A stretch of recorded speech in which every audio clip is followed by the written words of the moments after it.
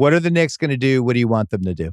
Okay, what do I want them to do? I want them to trade up and get Ivy because they haven't had a legitimate bona fide star guard in like my entire life. So like the idea of getting somebody who can create and can make things happen, it excites me.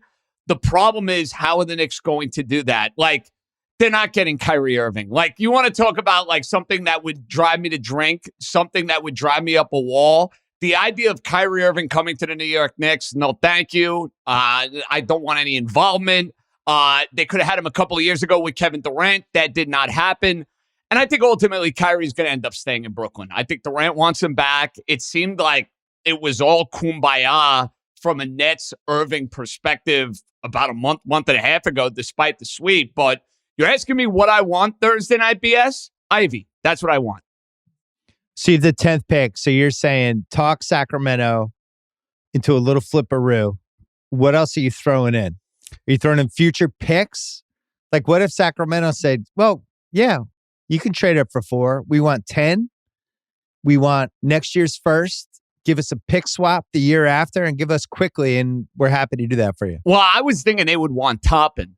And I don't want to trade Toppin, but I would do it because I think the Knicks are that desperate for a lead guard. I think they are that desperate for a lead guard where, as much as I like Obi, here's the problem, BS. What are they doing with that Randall contract? Can they actually find a legitimate taker for Randall? He was a dog last year, the feel-good year, the All-NBA year. You're never getting that again. I would sell him 30 cents on the dollar, but I ask you, Mr. NBA, who is the team? Usually it's Sacramento. It's not Sacramento. Who is the team that can take Julius Randle off my team's hands? I think it's like a Westbrook Lakers situation. I don't think anyone's taking him back unless they know what the hell happened to him last year, unless he could prove in the next season that he's back to where he was 2 years ago. I thought it was one of the most inexplicable subplots of the year. How somebody that was a beloved teammate and really efficient, and I think I voted for him second team All-NBA, turned into the guy we watched last year. It doesn't make sense. It was like he was going through something. I'm with you on the Toppin thing. I'd like Toppin. I would be really, really uncomfortable about giving him up. But if you're stuck with Randall, you might have to, because what are you going to, in 2 years, you're going to pay Obi Toppin like $20 million a year when he can't play with Randall? So well, and that's the issue. They need a guard. Like, I don't know how many times I need to say it. Like, that's the direction the NBA is going. Like, you need one of those guys. Ivy, to me, fits perfectly. Now, if you tell me right now, it's this year's first, next year's first, but I want it like top 3 protected. If I could do that, done. And it's Obi Toppin, I would make that trade. I would do it.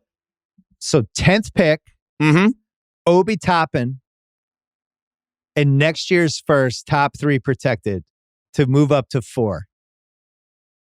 I would do it. That's what you're saying. I would do it. Now, if Sacramento asked for my advice on that, I think I would tell them to do that. I agree. It makes sense for them. They have 10 zillion point guards. I mean, they had Davion Mitchell last year, for goodness sakes. They still have De'Aaron Fox.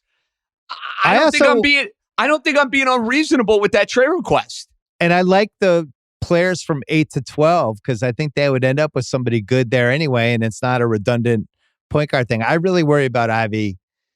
I think that's the worst team for him to go to, where a team that with Fox, who just was in this whole weird thing with Halliburton, the moment they traded Halliburton, his stats took off. He really clicked with Sabonis. And I would just worry about bringing Ivy into that. Mitchell's already there. And so for me, first with the Kings, is Fox our guy or not? And if he's not, maybe that's plan B to this, right? Maybe then you think about, we're going to take Ivy and then we'll trade Fox to the Knicks. And that, well, last year, it's funny you mention that. Before the Sabonis trade, I was wishing and hoping that the Knicks could swap Randall for Fox. I was rooting for that because I've always wanted Fox on the Knicks. But now with Sabonis there, I can't see that. So would you trade Randall and the 10 for Fox? Because I wouldn't. Done. You would. I would not do that. I would. I absolutely would. To get Randall off the team, yes. Yes, I would. Yes, I would. Because let me ask you this question. If they don't move up for Ivy, what are the Knicks looking at with the 10th pick? Mark Williams, AJ Griffin, Sohan. Davis. I like Sohan. Oh, man. Oh, man. Yeah, you're going to get me to buy in there? It's not somebody that will have the fans clamoring for the seasons. It does feel like the Knicks, last year, it's just bizarre that they overreacted to that Hawks series like they did. They lost to the Hawks in 5 and acted like, we got to keep the band together going forward. Well, they had as bad an offseason as any team that I can imagine. The Randall extension, which some would say, well, you had to do it. The Randall extension for no reason. No, they didn't have to do it at all. Let him play out the year. Totally agree. And then you think about this. Fournier, absolute stiff. They gave Alec Burks a ton of money. Rose, who I like, they brought back and gave him a ton of money. And of course, predictably, he ends up getting hurt. Last year went as bad as can be. And you also had the regression factor from a Tibbs team where they really played out of their freaking mind the first year he was there. And then you had that regression to the mean in year 2. Well, and then letting Bullock go, who's actually a 3-and-D playoff guy. You spend the money on all these other guys, but you let the 3-and-D playoff guy go. Not that he's like an all-star, but he's a piece. I thought he had some important moments for Dallas. I didn't understand really anything they did last summer. I was saying at the time, I didn't understand giving Randall the extension when they didn't have to. I didn't like extending some of the deals. And then it was the whole thing of, no, the deals aren't as bad as they seem. They can get out of them. But it's like, well, great. You can't get out of them now. And I think it's such an advantage to have cap space. Over and over again, we see these teams panic when they have cap space. We got to do something with cap space. It's like, wait, well, Tibbs isn't going to want to coach a young team. Well, then get another coach. Like, why is everybody has to cater toward Tibbs? Tibbs has never coached a team in the finals. It's not like he's Phil Jackson.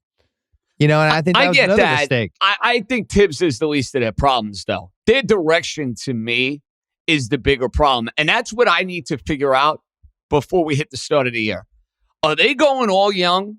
Like, are they rolling out RJ and not quickly and topping? Well, if that's the case, then what is the plan for this front office? And BS, I wish I could give you a more detailed and a more eloquent answer because I don't have the slightest idea what their plan is. I have no clue. The Tibbs thing's a problem. It is also swimming against where the league is going, where you're those type of coaches, the guys who didn't play, who get the attention for being what they do, and they have their scheme and the whole thing. Like, it feels like the league's moving away from that. If anything, those guys are becoming lead assistants now. I thought it was interesting. Kenny Atkinson had a chance to have the Charlotte job, but instead was like, you know what? I'm super happy as Steve Kerr's number 1 assistant. And I'll be his X's and O's guys, and Steve can do all the public stuff. Celtics, same thing with the Ime Udoka, and Will Hardy is like his number 1 guy, right? Will Hardy's in a great spot.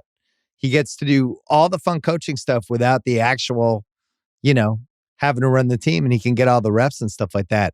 I just think the Tibbs, Stan Van Gundy era is kind of going by the wayside. Going forward, I think teams are going to be hiring ex-players. I think they'll be right looking at people like Iguodala and people who just played, who have he'll respect, be coaching 100%. and put really good assistants around them.